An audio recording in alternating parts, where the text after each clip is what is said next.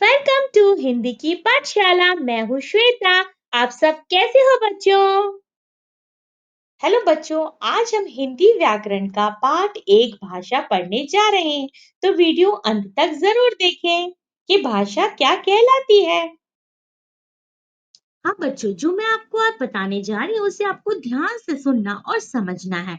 आप पिक्चर में देख सकते हैं श्रीमान अरविंद पुनिया जो है वो ट्रैफिक पुलिस वाले हैं। उनका काम है सड़क पर वाहनों को नियंत्रित अथवा व्यवस्थित रखना है, ताकि जो आने जाने वाले लोग हैं उनको असुविधाओं का सामना ना करना पड़े। एक दिन उन्होंने एक कार चालक की ओर रुकने हेतु संकेत किया। अब कार चालक उनके संकेत का अर्थ समझ गया, इसलिए उसके कार को सड़क के किनारे लाकर रोक दिया। कार चालक ने अपनी कार को किनारे लगाकर कार चालक ने अपने कांच जो था कार का उसे खोला और अरविंद कुमार जो ट्रैफिक पुलिस वाले थे उनके साथ बातचीत हुई। तो ट्रैफिक पुलिस वाले ने कहा कि आपने रेड लाइट पार कर कानून का उल्लंघन किया है। तो कार चालक ने कहा, सर ये गलती तो मुझसे हुई है। तब पुलिस वाले ने कहा कि गलती के लिए आपका चालान काटा जाता है, 500 रुपए जुर्माना भरिए। तो कार चालक ने कहा, ठीक है सर, मैं जुर्माना भर देता हूँ। हाँ तो बच्चों, यहाँ भाव और विचार जो थे उनका आदान प्रदान बोलकर और सुनकर हुआ है। आपने ध्यान से इन सेंटेंस यानी वाक्यों को सुना होगा। उसके उपरांत अरविंद पुनिया ने चालान बुक उठाई और उसमें कार चालक का चालान भर दिया। उन्होंने पेन से कार का नंबर, चालक का दोष तथा जुर्माने की धन राशि सब कुछ लिख दी। फिर चालान की पर्ची कार चालक को दे दी। कार चालक ने उस पर्ची में लिखी बातें पढ़ी तथा अरविंद को 500 रुपए दे दिए। तो बच्चों, आपने यहाँ देखा कि भावों और विचारों का आदान प्रदान लिखकर एवं पढ़कर हुआ है। तो इस प्रकार हम कह सकते हैं कि अपने भावों और विचारों के आदान प्रदान हेतु, जैसे संकेत, मैंने आपको बताया था कैसे ट्रैफिक पुलिस वाले ने गाड़ी को हाथ रखकर रोका। संकेत बोलने और सुनते हैं, किस तरह आपस में उन्होंने बातें की, एक ने बोला तो दूसरे ने सुना। लिखते और पढ़ते हैं, तो आप समझे किस प्रकार हुआ ये। तो वह साधन जिसके द्वारा मनुष्य लिखकर, पढ़कर, बोलकर और सुनकर अपने भावों या विचारों का आदान प्रदान करता है, उसे भाषा कहते हैं। अब भाषा के चार अंग होते हैं, पहला लिखकर, दूसरा पढ़कर, चौथा बोलकर और पांचवा सुनकर, जो कि अभी मैंने आपको पहले बताया है।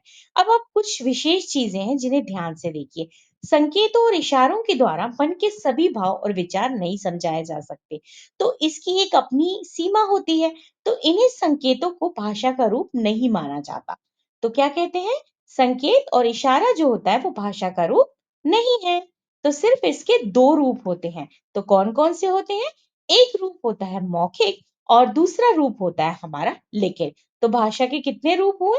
आपने देखा कि प्रयोग के आधार पर हमने आपको समझाया कि किस प्रकार मौखिक भाषा हुई और किस प्रकार लिखित भाषा का प्रयोग हुआ। अब आगे देखिए, मौखिक भाषा क्या होती है?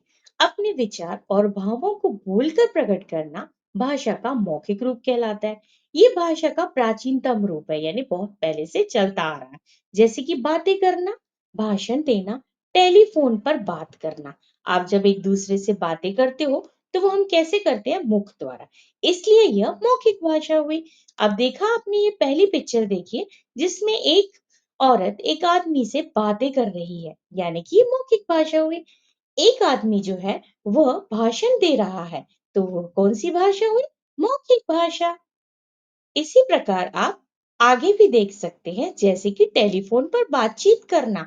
आप अपने घर में टेलीफोन पर बात करते हैं, मोबाइल फोन पर बात करते हैं, तो वो बात करना क्या कहलाता है? मौखिक भाषा। इसी प्रकार गाना सुनना या गाना गाना, दोनों ही रूप क्या कहलाएंगे?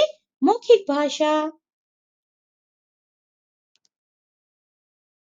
आइए मैं आपको बहुत ही सरल तरीके से एक मौखिक भाषा की परिभाषा बतलाती हूँ। अब मौखिक भाषा से अभिप्राय है मुख से बोली जाने वाली और कानों से सुनकर समझी जाने वाली भाषा, क्योंकि इसमें केवल मुख से ही विचारों का आदान प्रदान होता है। अब एक विशेष जानकारी, इसे सीखने के लिए हमें प्रयत्न नहीं करना पड़ता। ये भाषा स्वाभाविक रूप से सीखी जा सकती है। ये भाषा जो होती है उसका अस्थायी रूप होता है। अब हम पढ़ते हैं लिखित भाषा। अपने भावों और विचारों को लिखकर प्रकट करना भाषा का लिखित रूप कहलाता है। जैसे आप पत्र लिखते हो, लेटर लिखते हो, कोई कहानी लिखते हो, समाचार पत्र पढ़ते हो या कोई पुस्तक या शिलालेख, तो ये सब क्या हुआ? लिखित भाषा।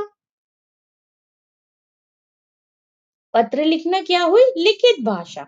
शिलालेख मतलब पत्थर पर भी लिखना, ये भी एक लिखित भाषा के अंतर्गत ही आती है। तो ये भी कौन सी भाषा हुई? लिखित भाषा। तो अब आपको बहुत सरल तरीके से कैसे बताती हूँ, ध्यान से सुनिए। लिखित अथवा अंकित, अंकित यानी जिसको हमने लिखा, भाषा का रूप होता है। अब इसमें विचारों का आदान प्रदान किया जाता है। मतलब एक बार मैंने बोला, एक बार आपने बोला, मतलब भाषाओं का क्या हुआ? आदान प्रदान होना। तो किसी भी चीज में लिखना, अब आप का लिख सीखते हो, खा सीखते हो, ये वर्ण क्या है? चिन्ह है, यानी अंकित। इसको हम जब सीखते हैं तभी लिख पाते हैं ना। तो सीखने के लिए क्या हुआ? प्रयत्न करना पड़ा। अब प्रयोग विचार जो है, उनको अब दूर बैठे हैं कोई व्यक्ति, अब वहां तक हमें पहुंचाना है। तो ये भाषा का कैसे होगा? स्थायी रूप, क्योंकि वहां पर एक लिखित प्रूफ होता है, इसलिए इसे लिखित यानी भाषा को क्या बोलते हैं? स्थायी रूप। अब ज्ञान और अनुभव को ये सुरक्षित भी रख सकता है। कैसे? मान लीजिए आपने कुछ लिखा और आपने जब किसी को वो मैसेज भेजा या संदेश भेजा, तो आपके पास ये अस्थाई नहीं, स्थायी रूप हुआ, क्योंकि आपके पास इसका सबूत है कि ये चीज मैंने दी है। तो ये क्या हुआ? इसका स्थायी रूप। कैसे? जैसे कि आपने ईमेल होगा, तत्कालिक संदेश हो गए, उदाहरण जैसे कि व्हाट्सएप, इंस्टाग्राम, टेलीग्राम आदि। तो अभ्यास देखिए, भाषा यह साधन है जिसके द्वारा मनुष्य अपने भावों एवं विचारों को दूसरों के समक्ष बोलकर या लिखकर प्रकट करता है, तथा दूसरों के विचारों को सुनकर या पढ़कर ग्रहण करता है। तो आप समझ गए होंगे इसके चार रूप कैसे हुए। जब हम कुछ बोलते हैं तो सामने वाला सुनकर समझता है, जब हम कुछ लिख कर देते हैं तो सामने वाला उसे पढ़कर ग्रहण करता है। तो यही तो कहलाती है हमारी भाषा। बच्चों, अगर आपको ये वीडियो अच्छा लगा हो तो प्लीज लाइक करें, अपने फ्रेंड्स को शेयर करें, और अगर आप इस चैनल पर नए हैं तो प्लीज सब्सक्राइब करें। Thank you, ta-ta, bye bye. Thank you for watching.